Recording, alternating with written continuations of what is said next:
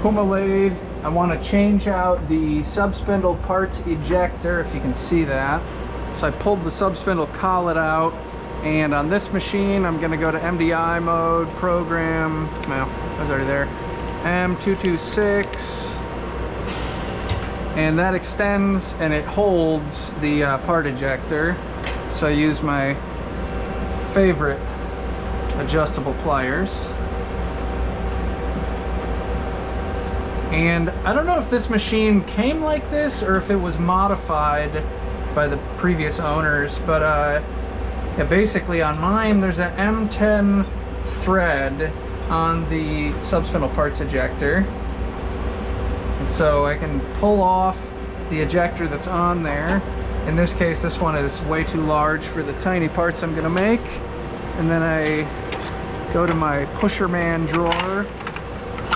I want to grab this skinny little ejector here, and this one does not have a through hole for coolant, but I don't think that's really a possibility with how tiny it is.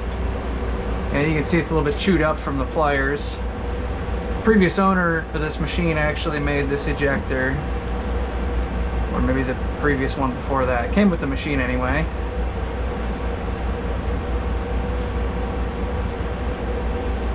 So I think a bunch of Doosan lathes have some sort of like bayonet mount or something for the sub-spindle ejector, but yeah, my machine has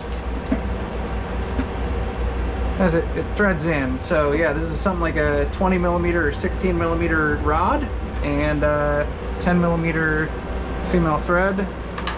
So that's my pusher, and then I'm gonna go M227.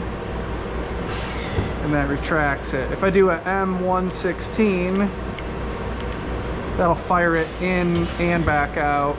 226 and 227 extend it and then retract it with a hold in the middle. And I think that one is small enough to fit through this collet. Maybe it's not. So let's try that. So M226. Ooh.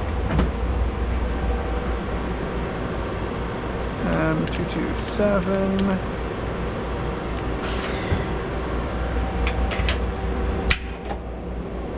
M226. I think that was fully extended. It just doesn't quite reach past the face of the collet, which is